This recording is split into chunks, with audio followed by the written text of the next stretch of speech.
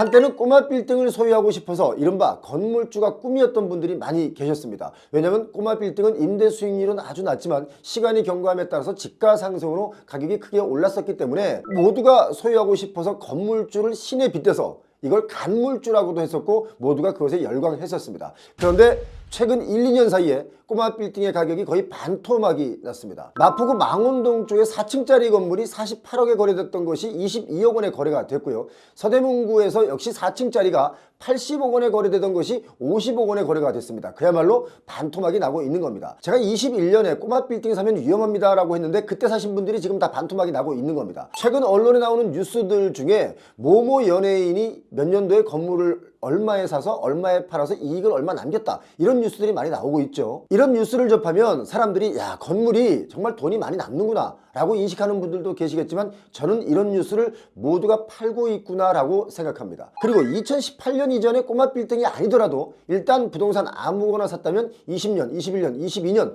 폭등한 부동산 가격으로 인해서 자산 가치가 늘어났기 때문에 이게 사실 실력으로 부동산으로 이익을 본 게 아니죠. 그런데 지금은 그 가격이 다시 지금 폭락하고 있습니다. 지금 폭락하고 있다, 이 말은 반대로 20년, 21년, 22년에 꼬마 빌딩을 샀다면 거의 대부분이 경매로 나올 준비를 하고 있거나 은행 이자를 못 갚아서 파산 절차에 들어간 건물들이 많다, 이런 뜻입니다. 보통 건물을 살 때 개인들은 최소 70% 이상 대출받아 삽니다. 평균이 그렇습니다. 그리고 법인 명의로 회사 사옥으로 살려는 사람들도 대출을 80% 이상 받아서 건물을 매입하기 때문에 한두 개 실의 공실이 나오면 은행 이자랑 임대 수익률이랑 이게 역전이 일어납니다. 지금 강남권에도 2020년, 21년에 최고가로 샀던 그 꼬마 빌딩들이 다시 매매로 지금 시장에 나오는 물건들이 많은데 이 건물 가격을 21년 초고가 그 가격에 본인들이 그동안 냈던 은행 이자까지 얹어서 매물로 내놓습니다. 그런데 중요한 건 그 건물 대다수가 공실 상태고 더 중요한 것은 안 팔린다는 겁니다. 최근 경기 불안과 또 임대 수익률이 하락하면서 이게 맞물리면서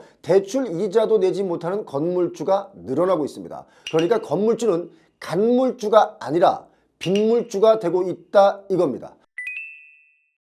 부동산 시장의 은행 이자 연체는 아파트보다 상가나 꼬마 빌딩 매수자분들의 연체가 결국 부동산 시장의 새로운 뇌관으로 떠오를 수 있습니다. 꼬마 빌딩들의 가격 하락, 이건 정해진 수순이다 라고 봐야 됩니다. 대로변에서 바로 뒤에 이면도로로 좀 더 들어가면 이 빌딩들이 코로나19 사태 이후에 내수 경기가 회복되지 않고 있기 때문에 오히려 침체되고 있지 않습니까? 그리고 또 온라인, 이커머스 시장이 더 확대되면서 꼬마 빌딩의 가치가 그야말로 수억씩, 수십억씩 뚝뚝 떨어져 부동산 투자자들이 외면하기 시작했습니다. 실제로 요즘 어떤 일이 벌어지냐면요, 이 부분은 여러분 정말 귀 기울여서 들어주시기 바랍니다. 예를 들어 5층짜리 건물에 1층은 상가, 그 위층은 사무실로 쓰이는 건물들이 보통 대다수지 않습니까? 1층의 임대료가 가장 비싸죠. 1층도 점포가 3개, 4개 있으면 그 중에 2개, 3개는 공실인 경우가 많습니다. 또 위층의 사무실의 경우도 공실인 층들이 꽤 많은데요, 그럼에도 불구하고 임대료를 내리는 게 아니라 더 올립니다. 빈 공실의 마이너스 수익률을 임차가 들어와 있는 사람들에게 전가시키는 경우가 많이 생기는 거죠. 임대료를 그래서 갑자기 올리는 경우도 요즘 허다합니다. 이미 임차로 들어와 있는 사람들이기 때문에 잡아놓은 물고기라고 생각해서 이사가지를 못할 정도의 임대료를 계속 올립니다. 뭐 사무실이든 가게 점포든 이사를 가려면 원상복구도 해야 되고요, 또 부동산 중개 수수료도 내야 되죠. 이사 비용도 들어가죠. 인테리어 비용도 감안한다면 울며 겨자 먹기로 계속 임대료를 올려줘야 되는 수밖에 없는 것을 이용하는 겁니다. 자, 어쩌면 이런 현상으로 공실은 더 늘어나고 있는지도 모르겠습니다. 그래서 작은 중소기업들은 서울을 떠나서 강남을 떠나서 수도권으로 사무실을 옮기는 회사들이 아주 많아졌습니다. 용인의 어떤 지식산업센터를 제가 갔더니 서울 강남에서 사무실 임대료를 못 버티고 용인으로 이사를 왔는데 회사를 옮겨보니 임대료가 반값이라 너무 좋다, 이런 분들을 제가 여럿 만났습니다. 그때 드는 생각이, 아, 이래서 지금 서울 강남의 사무실들이 공실이 더 늘어나고 있구나 라는 생각이 들었습니다. 한국부동산원의 자료를 보니까 서울의 중대형 상가 공실률이 2024년 3분기 기준에 8.66%다 라고 나와 있습니다. 아마도 현실은 이 수치보다 훨씬 더 높을 겁니다. 왜냐면 제가 눈으로 직접 다 가보니까 이것보다 훨씬 더 공실이 많기 때문에 그렇게 생각합니다. 자, 경기 침체에 따른 공실 증가, 그래서 임대 수익률 하락으로 꼬마 빌딩의 투자 가치가 현저하게 낮아지고 있습니다. 심각하게 많이 낮아지고 있습니다. 마포구 가면 경의선 숲길이 잘 되어 있죠. 이 길 따라가다 보면 연남동이 나옵니다. 연남동, MZ세대들에게 핫플레이스 장소입니다. 그런데 연남동 이것마저도 공실이 점점 더 늘어나고 있었습니다. 최고의 핫플레이스라고 하는 이 지역조차 꼬마 빌딩의 수익률이 마이너스인 곳이 많기 때문에 다른 곳은 뭐 정말 더 처참합니다. 저희 표용호TV에서 이미 2년 전에 상가 공실이나 빌딩 공실률에 대해서 여러 차례 방송을 해드린 바가 있는데요. 그때 영상 잠깐 보시겠습니다. 대한민국에서 가장 핵심 상권으로 꼽혔던 이화여대 앞거리, 여기는 현재 폐업, 임대 문의 스티커가 붙은 가게들이 자고 일어나면 하나 둘 더 늘어나고 있습니다. 이야, 와 여기도 비었네. 와 정말 여기 위치가 좋은데 비었습니다. 여기도 비었습니다. 아, 야. 이곳은 연세대학교, 이화여자대학교, 서강대학교 이 세 곳이 몰려 있습니다. 좀 더 멀리는 홍익대학교도 있죠. 완전 유령 도시 된 거지 거의. 지금 젊은 애들 누가 여기서 놀겠어요, 솔직히 말해서. 놀 데가 없잖아요. 먹을 데도 없고 옛날처럼 뭐 이대생들도 앞에서 안 먹는데 무슨 이대. 이 가게 중에 여기 딱 한 군데 영업하거든요. 1층의 경우는 30개 정도의 점포가 있는데 그중에 한 4개 정도, 3개 정도가 영업을 하고 있고 나머지는 다 그냥 공실이고 임대 스티커만 붙어 있습니다. 여기 위는 주차 타워입니다. 그런데 1층 상가는 지금 전체가 다 비어 있습니다. 그러니까 아무리 입지가 좋든 환경이 좋아도 이렇게 공실이 날 수가 있는 겁니다. 구독자분들 중에 절반은 이 영상 보셨을 겁니다. 자, 이런 현상의 취재를 제가 직접 해서 조심해야 된다라는 경고를 여러 번 드렸었고 또 심각성을 미리 알려드렸는데도 불구하고 표용호TV를 보지 못하신 분들이 아직 너무 많기 때문에 정말 많은 분들이 이 꼬마 빌딩을 매입하고 또 입지가 좋지 않은 곳에 상가를 매입했다가 결국 공실을 버티지 못하고 담보로 잡혔다는 그 아파트마저 경매로 넘어가는 일들이 지금 비일비재해지고 있습니다. 여러분 연세대학교 근처의 신촌 쪽에 가보셨습니까? 신촌 중심 지역의 꼬마 빌딩의 점포들 대다수가 폐업하고 임대 스티커가 탁 붙어있는 건물들이 정말 많습니다. 그 번화하던 신촌 거리마저, 또 경의선 숲길의 MZ들의 핫플레이스마저, 또 강남대로의 그 대로변의 공실들, 이제 엄연한 현실이 되고 있습니다. 취재 중에 제가 만난 어떤 상인분께서 제게 그런 말씀을 하셨습니다. 하던 것을 접고 싶어도 못 접는 이유가 원상복구 비용마저 없다라는 말이었습니다. 원상복구를 하며 폐업하는 분들은 그나마 형편이 나은 분들이기 때문에 폐업하는 분들이 부럽다 라는 말까지 했습니다. 이 얼마나 가슴 아픈 얘기입니까? 상인들도 힘들고 또 작은 사무실을 쓰는 업체들도 힘들고 개인들도 과도한 아파트 담보 대출로 인해서 이자 감당하느라고 정말 쓸 돈조차 없습니다. 내수 경기 침체로 공실이 급증하는 꼬마 빌딩, 이제는 부의 상징이 아닌 게 됐다 이겁니다. 그동안 꼬마 빌딩은 강남, 서초, 종로, 성동구 이런 서울 주요 상권과 또 업무 밀집 지역에서 유망 투자처다라고 꼽혀서 많은 분들이 투자를 했었습니다. 지금도 성수동을 가보면 부동산 가격이 정말 미쳐있다 할 정도로 비싸지고 있습니다. 계속 오르고 있죠. 하지만 그곳에서 자영업 하시는 분들은 그 임대료 감당에 영업을 해도 남는 게 없습니다. 이 상태로 계속 가다가는 성수동마저 젠트리피케이션을 피할 길이 없을 수도 있습니다. 자, 실질적으로 성동구에서도 성수동 지역을 제외하면 이제 성수동 인근의 꼬마 빌딩도 하락 거래가 적지 않게 나오기 시작했습니다. 하왕십리동의 4층짜리 꼬마 빌딩을 보니까 21년도에 31억 6천만 원에 거래가 됐었는데 작년 3년 뒤인 24년에는 이게 23억 원에 다시 팔렸습니다. 이게 2년 만에 8억 6천만 원 정도가 하락했으니까 30% 정도 하락 거래가 된 거죠. 또 강동구 천호동의 아주 위치가 좋은 역세권의 꼬마 빌딩도 최근 2년 전에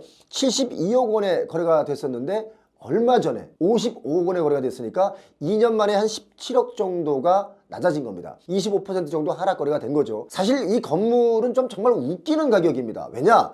21년 한참 부동산 가격이 급등할 때 이건 41억 원 정도의 거래가 됐고 딱 1년 뒤 22년 만에 이게 72억 원으로 확 뛰어서 거래가 됐습니다. 그런데 이게 다시 지금 55억 원에 내려와서 거래가 된 겁니다. 여러분 이 가격 왜 이렇게 미쳤었는지 아십니까?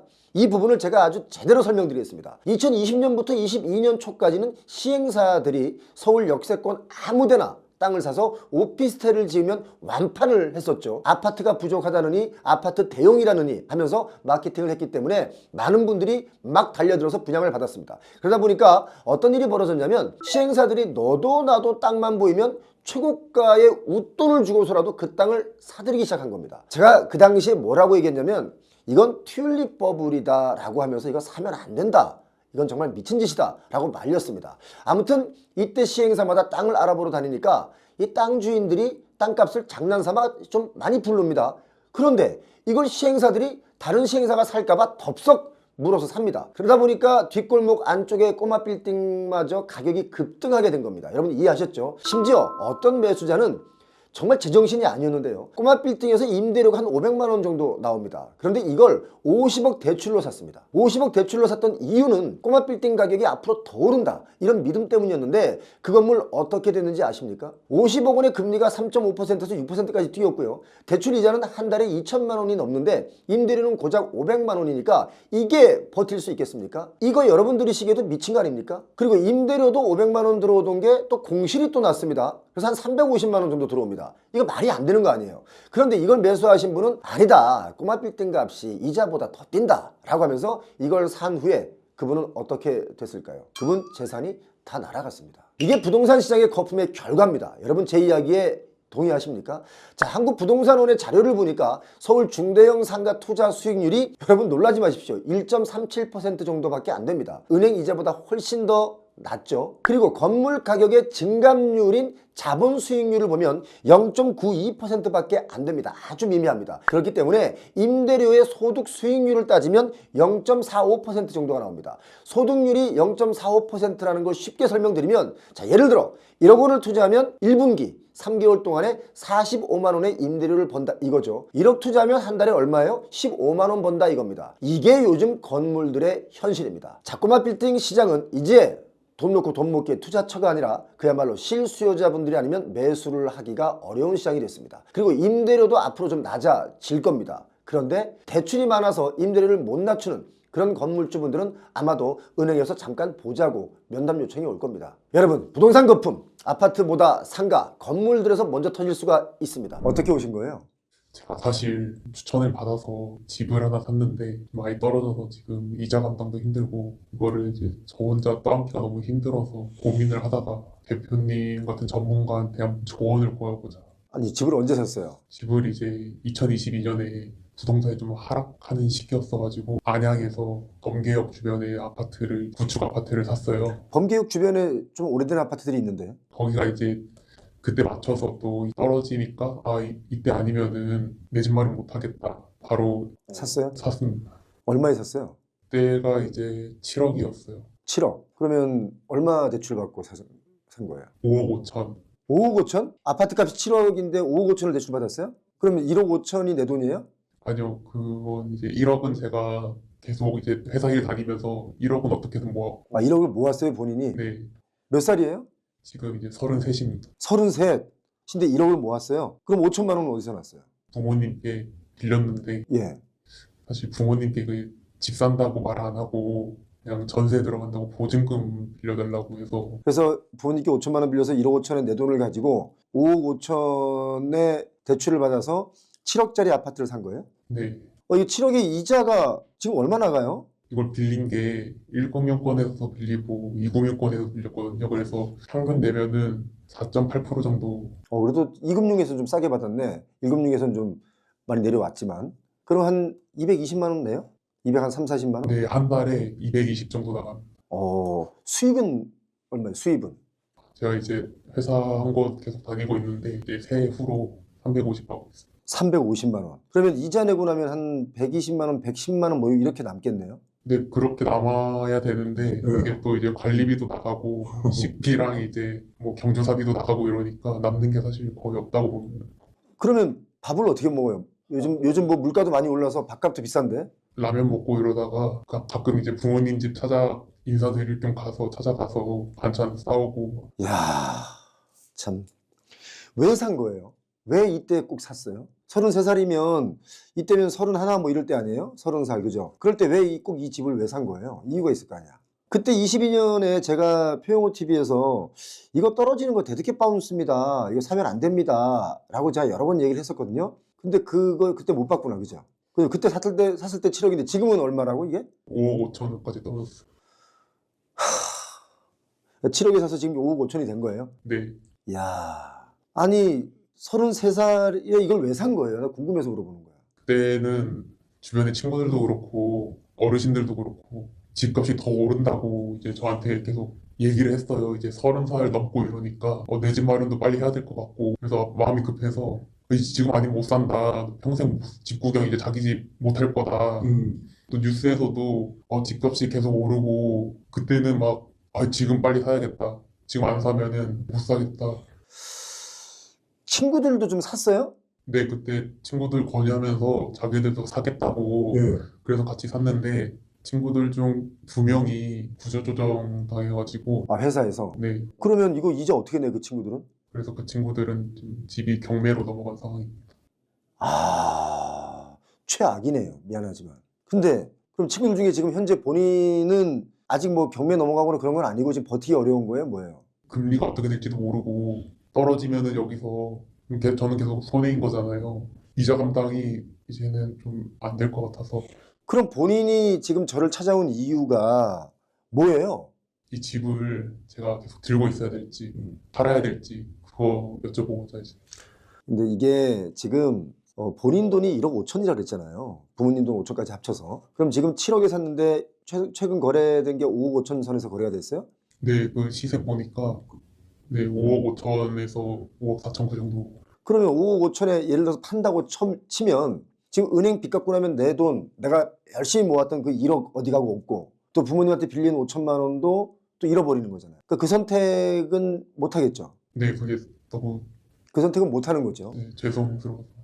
그럼 버티는 건데 이게 지금까지 좀 잘 버텼네요. 근데 지금 생각보다 한 달에 한 110만 원, 120만 원 가지고 살았어. 그죠? 근데 버티는 게 좀 한계가 왔어요. 어때요? 식비 감당도 안 돼서 한 끼 먹는데 10,000원 넘고 이러니까 이제 점심도 이제 막 회사에서 굶고 있어요. 그냥 회사에서 밥을 점심을 웬만하면 안 먹어요? 네, 그냥 이제 싸웠다 그러면서 아니 그러면 지금 후회합니까? 집 산 거? 네, 많이 후회합니다. 아, 야, 부모님 아세요? 아직 말씀 못 드렸습니다. 그럼 부모님은 계속 전세 살고 있는 줄 알아요? 네, 보증금 빌려가신 줄 알았어요. 아, 혹시 죄송하지만 여자친구 연애합니까? 아니요, 지금 이자 감당도 안 되고 해서 지금 상황에서는 도저히 연애에는 생각도 할 수 없고 아이고.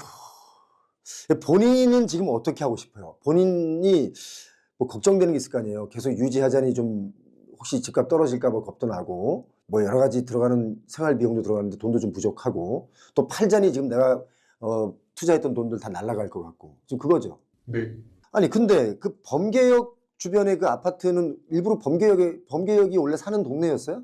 아니요, 저는 서울에서 전세 살고 있었는데 부모님이랑 이제 그때 친구들이 이제 부동산 알아본다고 했을 때 재건축되는 구역을 고르라고 해서 그걸 이제 찾아봤어요. 그 친구들이랑 안양에서 재건축을 할 거다. 이제 그때 또 찾아보니까 34년 된 아파트가 있더라고요. 근데 어딘지 알 것 같아요. 그래서 거길 산 거예요? 그러면 이제 그때 또 재건축 되는 걸로 또 대출 받아서 딴 데 또 이동하고 그거 이제 차익 노려보자 그렇게 얘기를 했어요. 네, 했는데 뭐 지금 보니까 재건축 얘기 아직도 안 나오고 아직 안 나오죠. 네, 아, 근데 표영호 TV는 어떻게 찾아오신 거예요?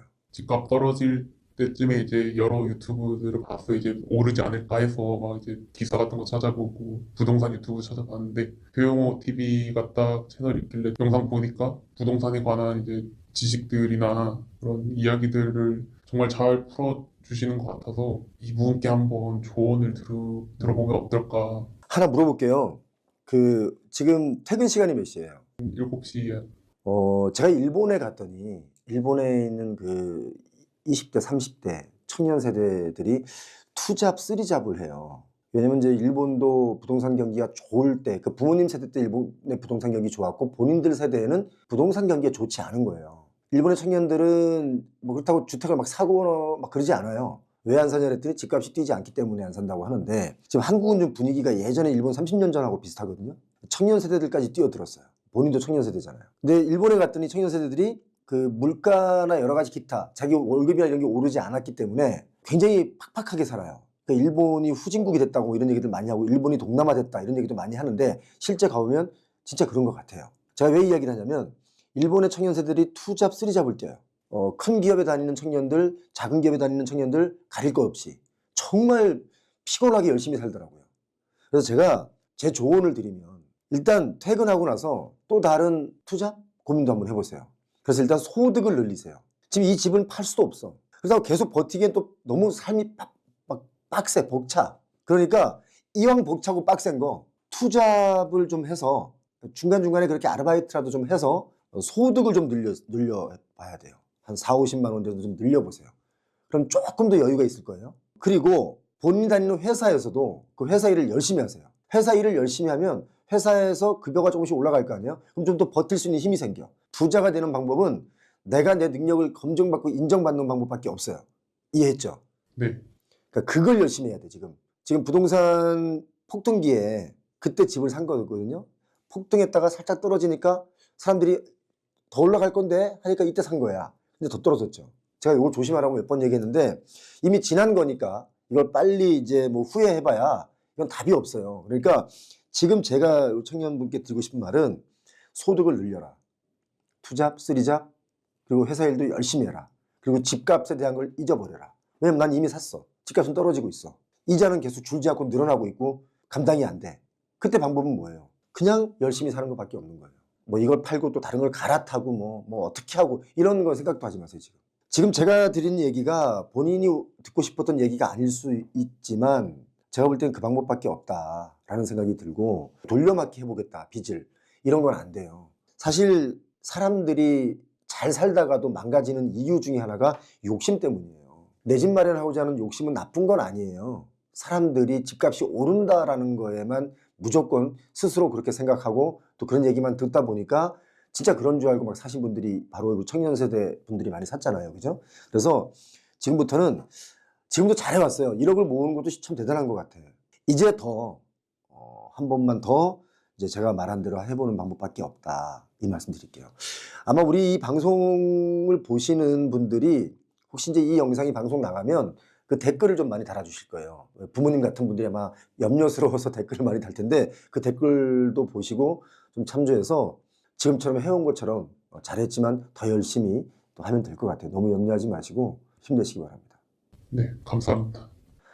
아휴, 수도권에서 가장 살고 싶은 곳이 어디입니까? 라고 물으면 보통 넘버 3 안에 들어가는 것이 인천 연수구 송도 신도시가 포함됩니다. 저희 표용호TV 커뮤니티를 통해서 설문조사를 했는데요. 조사를 시작하고 30분 만에 2,000명 정도가 설문에 답을 해 주셨습니다. 정말 빠른 답을 주신 거죠. 이 설문조사에서 저희가 눈여겨보는 부분이 바로 이 부분인데요. 지금 광교 신도시, 동탄 신도시, 송도 신도시, 광교 신도시 이렇게 4곳을 물어봤는데 판교가 71%로 가장 많습니다. 그리고 2위가 광교 신도시로 14%인데요. 3위가 9%로 3위입니다. 자, 송도 신도시가 예전엔 거의 뭐 2등 정도 했었는데 이렇게 지금 광교에도 살짝 선호도에서 밀려 있죠. 송도 신도시에 사시는 분들은 이거 뭐 여론조사가 틀린 것 아니냐 이렇게 의심하실 수도 있겠는데 저희 채널이 시청자분들께 여론을 물으면 보통 다른 여론조사 기관들의 결과 내용과 거의 일치합니다. 표용호TV 채널의 구독자분들을 분석하면 주택 보유자분들이 한 55%, 무주택이신 분들이 45%,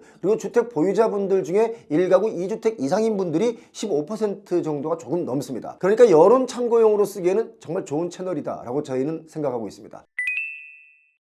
자, 오늘은 송도 아파트의 가격이 속수무책으로 하락하는 것을 체크해 보겠습니다. 송도 국제신도시는 21년 아파트 값이 최고로 오를 때 다른 지역보다 더 많이 올랐었고요. 22년 하락 시기에는 또 다른 지역보다 더 많이 가격이 하락한 도시입니다. 전국에서 상승폭과 하락폭이 가장 큰 도시 세종, 제주, 그리고 송도였습니다. 최근 몇 년간 송도 신도시 중에서 인기가 꾸준히 올라서 상승한 아파트들도 많았습니다만 작년 9월부터 시작된 스트레스 DSR 2단계 대출 규제 그리고 12월부터 폴리티컬 리스크, 정치적 불안 요소들이 겹치면서 매수 심리가 급격하게 위축됐습니다. 그게 직격탄을 맞은 것이 바로 송도 신도시라고 할 수 있겠죠. 정말 놀라운 것은 2021년 초 10억 원에 거래되던 84제곱미터의 아파트가 현재는 5억 원대에 거래되고 있다는 겁니다. 최고가 찍고 중간에 데드캣 바운스로 다시 상승하는 듯 하다가 다시 또 반토막이 난 거죠. 23년 초 그리고 24년 초에 집값이 살짝 다시 오를 때 많은 전문가들이 이제 다시 오른다라고 하면서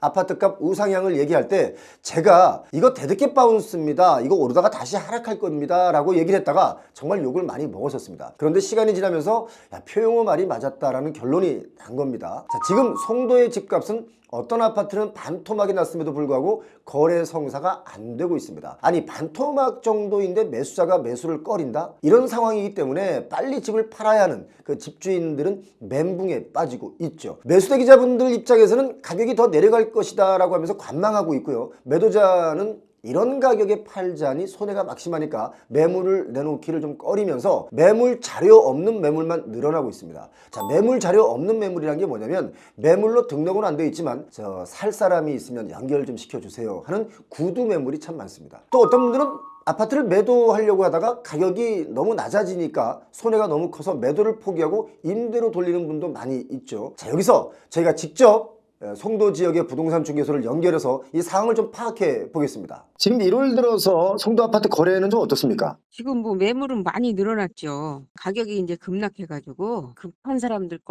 거래가 좀 있어요. 근데 이제 매수자들이 그렇다고 막 가격이 내려갔는데 막 사지는 않아요. 일단은 좀 미룬다고 생각을 하고 있어요, 다들. 아, 자꾸 뒤로 미루는군요. 네. 왜 그렇습니까? 더 내려갈 것 같은가 봐요. 아, 더 본인들 내려간다고 생각에. 생각하니까 네네. 여기 송도는 공급이 아직 많아요.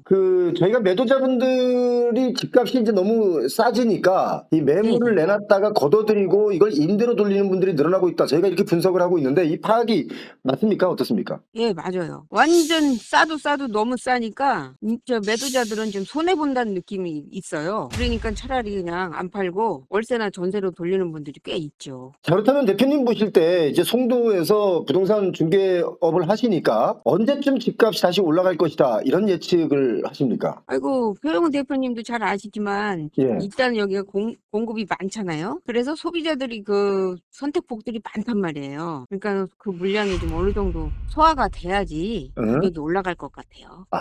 저희 표영호 TV는 전국의 부동산 중개소와 이렇게 협력을 하면서 부동산 시장을 실시간으로 파악을 하고 있는데요. 여러분 잘 들으셨죠?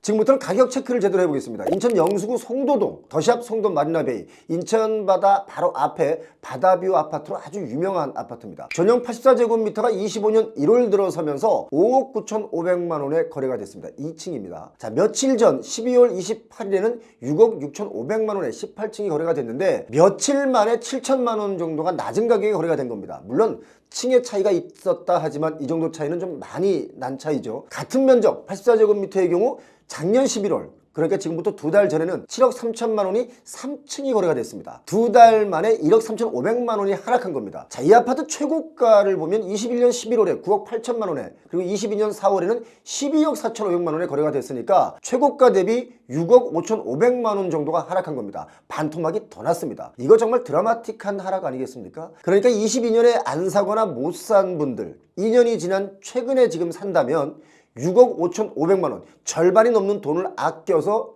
살 수가 있다 이렇게 생각하시면 됩니다. 여러분 이래서 제가 누차 여러 번 여러분께 강조드렸듯이 최고가 거래 아파트 가격이 막 뛸 때 더 뛸 것 같다는 그런 불안감으로 인해서 달려드는 거 이거 정말 위험한 것이라고 제가 여러 번 말씀드렸었죠. 이 아파트 인근의 아파트들 가격이 거의 대부분이 하락세를 벗어나지 못하고 있습니다. 더샵 센트럴파크 1차 이 아파트는 센트럴파크와 바로 붙어있는 최상의 입지에 있는 아파트죠. 전용 96제곱미터가 1월 8일에 6억 2천만 원에 19층이 거래가 됐습니다. 지난 24년 10월 한 3개월 전에는 9억 원에 거래가 됐으니까 3개월 만에 뭡니까 3억 정도가 하락해서 거래되니까 사람들이 깜짝 놀라고 있는 겁니다. 글로벌 캠퍼스 푸르지오라는 아파트가 있습니다. 101제곱미터가 최고가 12억 4천만 원에서 최근 거래가 8억 원에 거래가 됐으니까 여기도 한 4억 5천만 원 정도 4억 4,500만 원 정도 하락해서 거래가 되고 있죠. 송도는 공원도 많고요. 바다도 시원하게 잘 보이기 때문에 젊은 분들에게 로망의 도시였습니다. 그래서 집값도 최고가를 경신하는 일들이 많았었는데 지금은 제가 좀 전에 말씀드린 대로 완전히 분위기가 반대로 흘러가고 있습니다. 인천 송도의 아파트는 왜 이렇게 하락을 계속하고 있을까? 앞서 설명드린 것처럼 일단 공급이 많습니다. 인천 지역에 22년에 42,000가구가 넘게 공급이 됐고요. 23년에는 42,400가구가 넘습니다. 24년 작년에도 24,000가구가 훨씬 넘게 입주를 했죠. 자, 인천에 연간 신규 아파트 공급의 적정 수요가 예측하기로는 대략 한 15,000가구 정도가 돼야 되는데 이것보다 훨씬 더 많은 아파트들이 지금 들어서고 있는 겁니다. 송도가 지금 수요 공급의 원리를 그대로 보여주고 있죠. 공급이 많으면 아파트 값이 하락한다. 그 원리 지금 적용되고 있는 겁니다. 올해만 해도 인천에 22,500가구가 넘게 입주를 앞두고 있기 때문에 공급 과잉 상황으로 아파트 값은 더 하락할 수가 있다. 이렇게 여러분 참고하시기 바랍니다. 그리고 송도 아파트 값이 하락하는 또 하나의 이유가 있다면 바로 이겁니다. 수도권 광역 급행철도 GTX 착공이 늦어지면서 교통 개선 효과에 대한 기대감이 지금 실망감으로 섰다는 겁니다. 1월 21일 현재 기준 네이버 매물을 보니까 연수구 송도동에만 매물이 2만 개가 넘습니다. 중복 매물도 있겠지만 정말 많은 매물이 대기하고 있는 겁니다. 최근 송도는 신규로 입주하는 새 아파트 단지에서는 분양가보다 낮은 마이너스 P가 속출하고 있습니다. 올해 3월에 입주 예정인 송도 럭스오션 SK뷰 아파트, 여기도 지금 5천만 원 정도 마이너스 P가 붙어 있고요. 여기뿐만 아니라 힐스테이트 레이크 송도 4차 아파트도 마피로 나온 매물들이 꽤 있습니다. 새 아파트는 마피로 나오고 기존에 5, 6년, 6, 7년 된 아파트들은 이렇게 가격이 하락하고 있습니다. 송도 공급이 많아졌고 GTX 역시 늦어지면서 아파트 가격은 당분간 좀 더 길게 이어질 수 있다, 이렇게 전망하고 있습니다. 국내 건설업계 시가총액 1위 회사는 현대건설이죠. 또 어디가 잘 짓느냐라고 물으면 시공능력 평가 1위는 삼성물산입니다. 시공능력 순위를 보면 삼성물산이 1위, 2위가 현대건설, 그 다음에 대우건설, 현대엔지니어링, DLENC, 그리고 GS 순서입니다. 그런데 이런 상위 그룹에 있는 건설사들의 재무제표를 보면 위험하게 짝이 없습니다. 이 중에 우리나라 대표 건설사인 현대건설의 경우는 지난 24년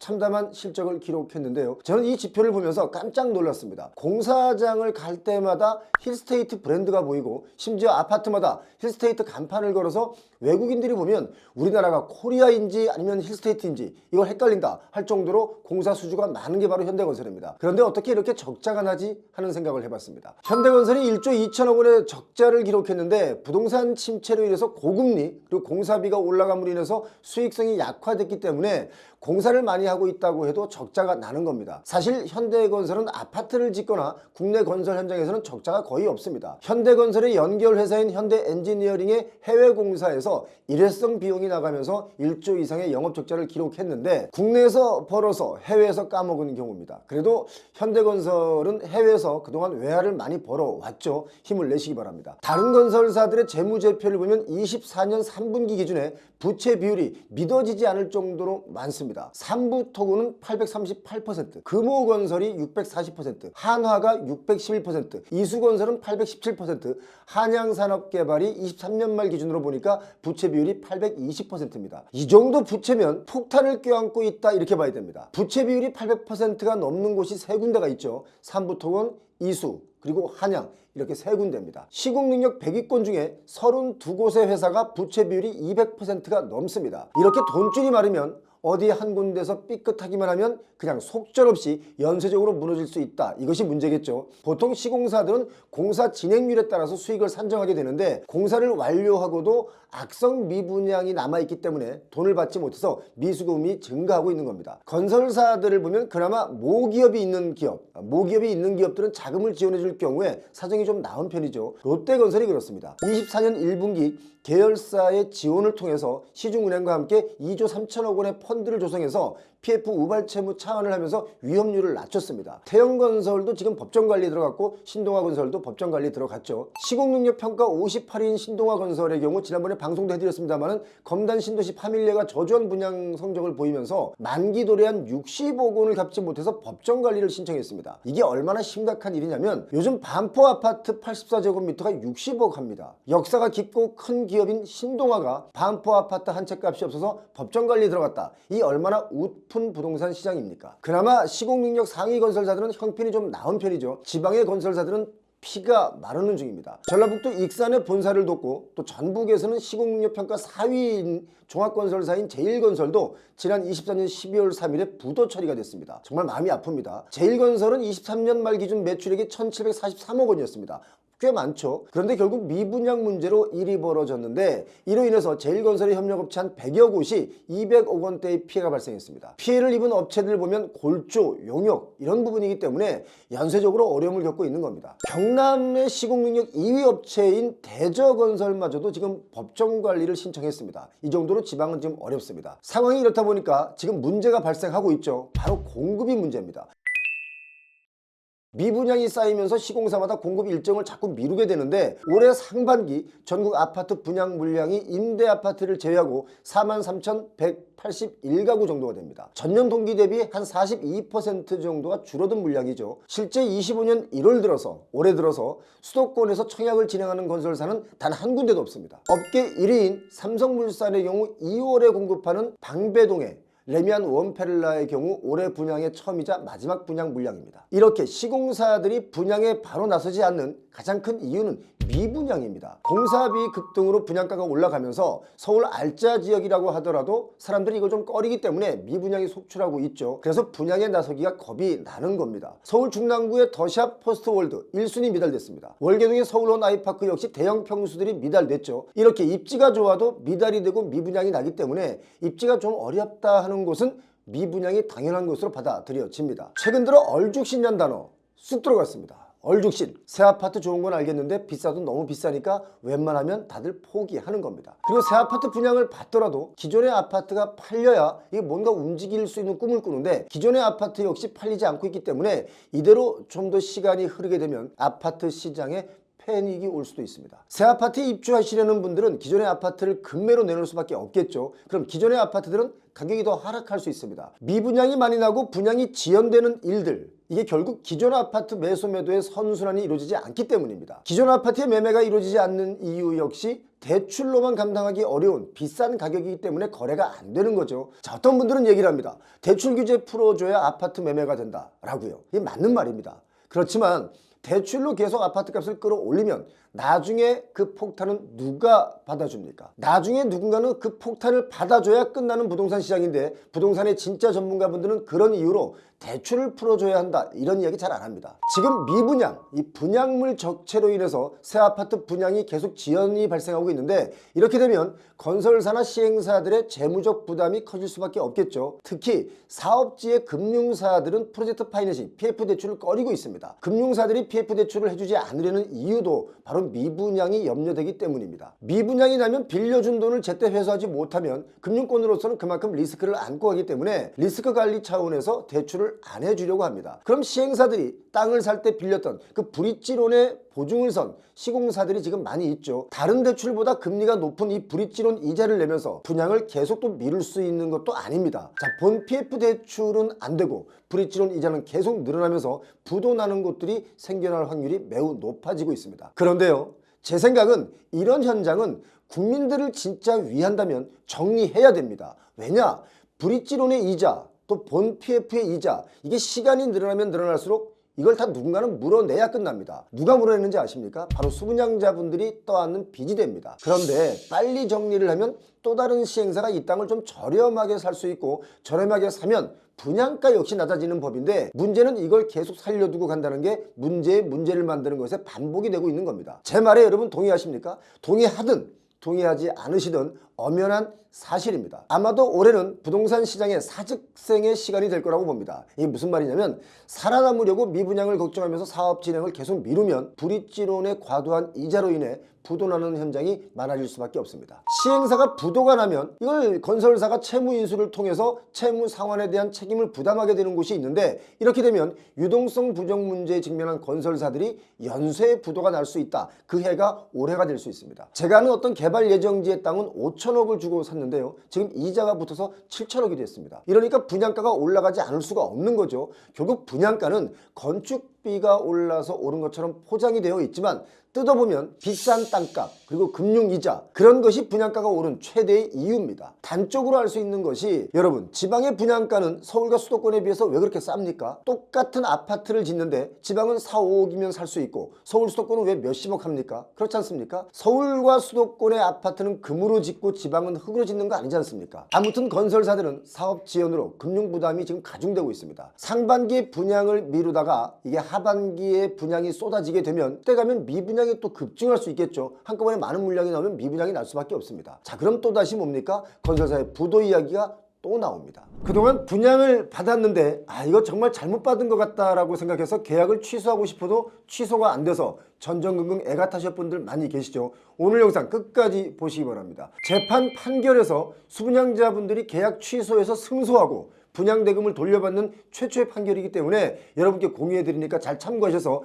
어려움을 이겨내시길 바랍니다. 부산의 생활용 숙박시설 수분양자분들이 시행사, 신탁사를 상대로 계약 취소 소송을 냈는데 1심 재판부가 원고 승소 판결을 내렸기 때문에 정말 많은 분들이 나도 계약 취소를 할 수 있는 것 아닌가 이렇게 생각하시는 분들이 많이 계실 것 같습니다. 지금 수분양자분들이 승소한 이 내용은 아파트든 오피스텔이든 무엇이든 취소를 하고 싶은 분들은 이 논리로 취소가 가능해졌다라고 보시면 되는데, 자세하지만 아주 쉽게 설명을 드리겠습니다. 일단 생활용 숙박시설이 뭔지 설명을 드리면, 생활용 숙박시설은 숙박용 호텔과 주거용 오피스텔이 합쳐진 개념인데 호텔식 서비스가 제공되는 숙박시설을 뜻하는 말입니다. 법률에는 정확히 생활 숙박시설로 명시되어 있기 때문에 보통 레지던스라고 부릅니다. 바로 이 부분이 중요한 부분인데요. 호텔은 오피스텔이나 아파트처럼 구분 등기가 안 됩니다. 하지만 생활용 숙박시설은 구분 등기가 가능하죠. 오피스텔이나 아파트의 경우는 전세나 월세 같은 것으로 장기로 세를 줄 수 있지만 호텔처럼 며칠 정도 단기 숙박은 불가능하죠. 그런데 생숙은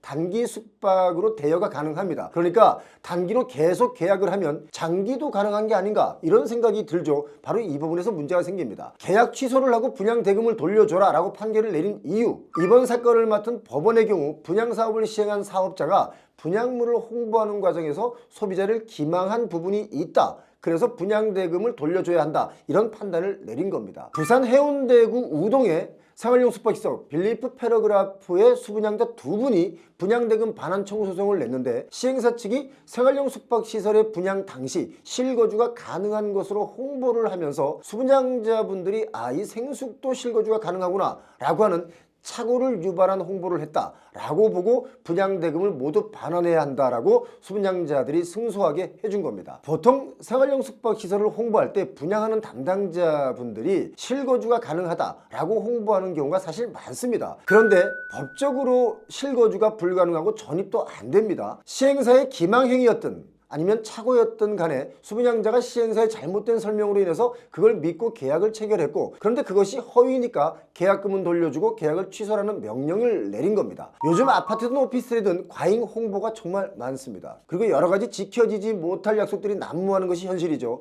서울 강남의 하이엔드 오피스텔을 직접 가보니까 실내 가구를 모두 유럽 수입 가구로 시공하겠다라고 했는데 실제로 공사가 끝난 현장을 수분양자분들이 가보니까 유럽 수입 가구는 어디 가구 없고 유럽 수입 가구를 모조해서 만든 인테리어를 했다라고 해서 소송이 걸린 경우도 있었습니다.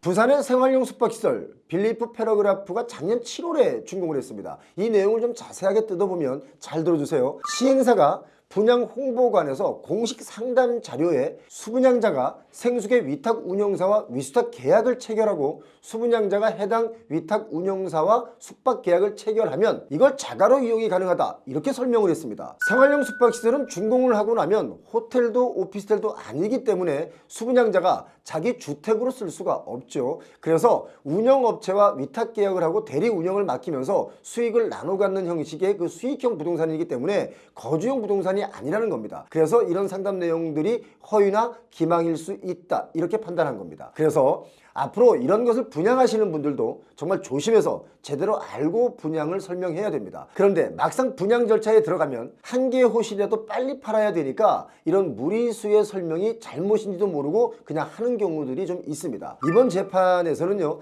다수의 수분양자들이 계약을 하는 과정에서 분양 대행사들이 시공사인 신세계건설의 법무팀이 고안한 방법으로 위탁 운영을 맡겨도 실거주가 가능하다, 이런 설명을 들었다, 이런 진술을 한 겁니다. 이 부분은 제가 보기에는 신세계 법무팀에서 이렇게 설명할 리가 없을 텐데 라는 생각입니다만은 수분양자분들은 이렇게 주장을 한 거죠. 회사에는 법을 다루는 법무팀들이 보통 있습니다. 그런데 뭔가 법적으로 하자가 되는 게 있다라고 가정하면 무리수를 두지 않는 경우가 대다수인데, 그런 의미로 신세계의 법무팀이 이렇게 설명했을 리가 없겠다라는 생각은 제 생각입니다만, 아무튼 법원은 이렇게 판단한 것 같습니다. 수분양자 두 분 외에도 20여 명이 분양대금 반환과 관련해서 소송을 제기했는데 시행사는 이 판결을 받아들일 수 없다라고 해서 항소를 했습니다. 과연 다음 판결은 어떻게 나올지 좀 기다려 봐야 되겠죠. 이 판결이 업계에 관심을 받는 이유가 최초의 수분양자 승소이기 때문에 업계에서는 주목하고 있는 겁니다. 사실 생활용 숙박시설 분양할 때 저도 가봤는데요, 분양 홍보하시는 분들이 숙박 위탁 운영사를 끼워서 계약을 하면 주거도 가능하다, 이렇게 약간 교묘하게 사기성이 있는 멘트로 홍보하는 경우가 많았습니다. 이번 판결이 중요한 이유는 그동안 소비자, 즉 소분양자들이 이길 수 없었던 분야였는데 이번에 이긴 겁니다. 다시 한번 말씀드립니다만 생활용 숙박시설은 주택이 아닙니다. 공중위생관리법에 따른 숙박시설인데 여기에 가면 취사시설을 갖추고 주거용 오피스텔처럼 주거에 용이하도록 만들었기 때문에 어쩌면 무분별하게 분양을 했고 또 불법으로 사용되고 있다, 이렇게 보시면 되겠습니다. 그래서 주거용으로 쓸 경우 벌금으로 이 시가의 한 10%를 1년에 한번 벌금을 내야 된다, 이런 법도 있습니다. 아직 시행이 되고 있지는 않죠. 지금 이런 곳이 아주 많습니다. 이렇게 되면 소송이 다시 많아질 것이 뻔해 보이는데 이걸 시행사나 신탁사가 어떻게 대응할지 이것도 좀 지켜봐야 되겠습니다. 그런데요, 이번 재판의 경우는 어떤 분들은 아주 이례적인 판결이다 라고 보고 있습니다. 생숙을 주거용 상품으로 안내받았기 때문에 분양을 받았다고 하더라도 이걸 시행사가 수분양자를 기망했다 라고 보기 어렵다, 이런 판결이 나온 사례도 있기 때문에 사실상 이런 홍보가 가능했었을지도 모릅니다. 이제 이 판결로 인해서 전국의 수많은 수분양자분들이 줄소송이 이어질 수 있습니다. 그동안 여러 가지 이유로 계약 취소를 원했던 분들이 많죠. 계약 취소를 요구하려면 뭔가 잘못된 부분에 대해서 정확하게 그 사실을 증명해야 되는데 수도권의 아파트나 오피스텔 또는 오피스를 분양받고 이 공사에 하자가 있다든지 해서 소송을 진행하는 경우가 아주 많습니다. 이런 경우는요, 수분양자분들이 이긴 경우가 거의 없습니다. 그 이유는 하자는 수정이 가능하다라는 것이고요, 하자 보완을 하면 계약 취소는 불가능하다라는 것인데, 자, 이렇다 보니까 건물이 잘못 지어졌다 한들 수분양자들은 어디 하소연도 못하고요, 계약을 계속 이어나가야만 되는 그런 경우가 지금까지 관례였습니다. 특히 공사 지연으로 입주가 늦어지면 소송이 걸릴 수가 있기 때문에 준공을 서둘러서 하느라고 하자가 많은 곳이 생길 수밖에 없습니다. 그런데 이런 부분도 소송에서 이길 가능성이 매우 낮았습니다. 사실 표용호TV에서 이런 취재 많이 해봤습니다. 또 실제로 취재 요청도 많이 들어오는데요, 그만큼 부동산 시장은 우리가 사는 현실에서 가장 많은 돈이 들어가는 재화이고 또 자산 가치가 크기 때문에 분쟁도 많은 겁니다. 이런 사건의 가장 중요한 부분이 뭐냐면 규제를 피해서 새롭게 만들어지는 부동산의 종류가 문제라는 겁니다. 그리고 시행을 하고 분양하는 사람들의 입장에서는 어떻게든 많이 빨리 잘 팔려고 하는 영업활동을 하다 보면 이런 부작용도 따르게 되겠죠.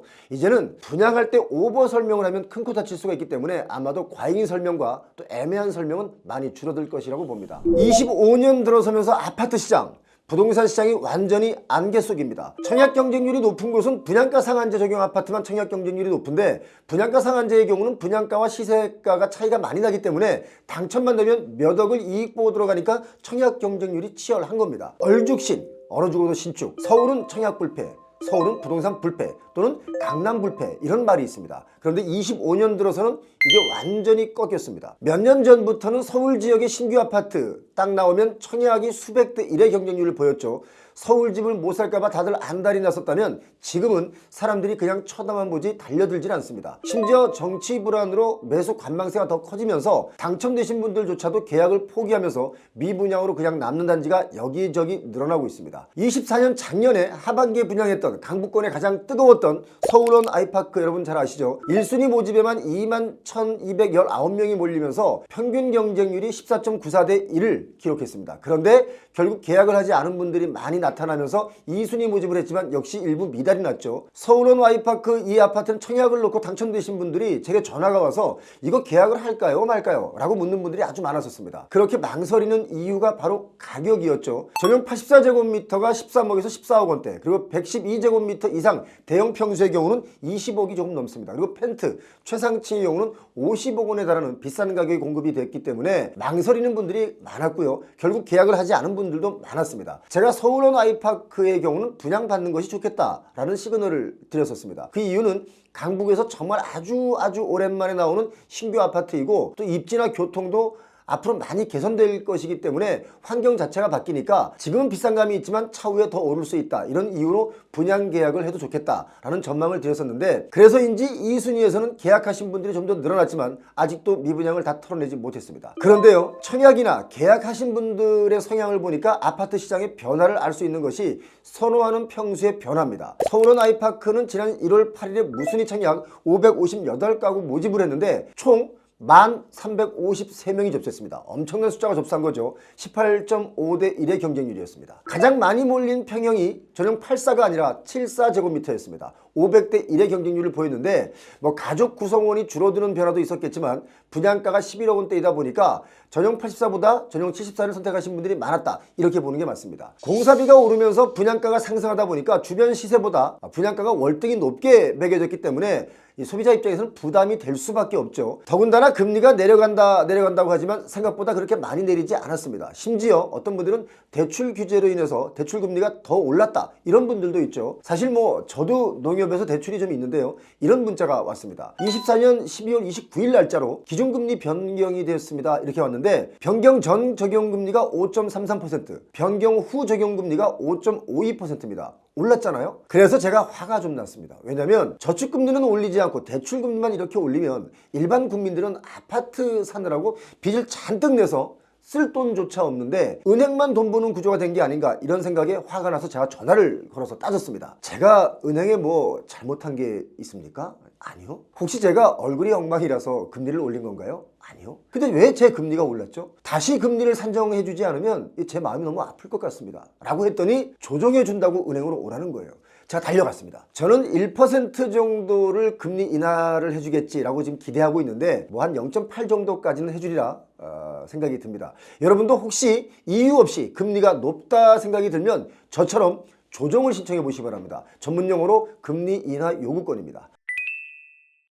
아무튼 최근 서울에도 우리나라 10대 대형 건설사들의 브랜드 아파트들마저도 미분양이 지금 쌓이고 있습니다. 서울이라고 다 분양이 잘 되는 게 아니라는 거죠. 사람들은 서울 아파트 청약 경쟁률만 보면 야, 이거 다 분양 완판되고 대박 나는 거 아니야? 이런 생각이 들지만 전혀 그렇지 않습니다. 서울 강서구 쪽의 힐스테이트 등촌역, 이 아파트가 총 543가구 중에 274가구를 일반 분양을 했는데요. 1순위 청약에서 4,960명이 몰리면서 35.7대 1의 경쟁률을 기록했습니다. 이 정도면은 흥행에 성공한 듯 보이지만 계약하지 않은 분들이 정말 너무 많습니다. 그래서 지난 1월 13일 그때 무순위 청약을 진행했는데요. 계약 취소 물량이 79가구가 나오면서 무순위로 다시 모집을 했더니 신청자가 무려 3,996명.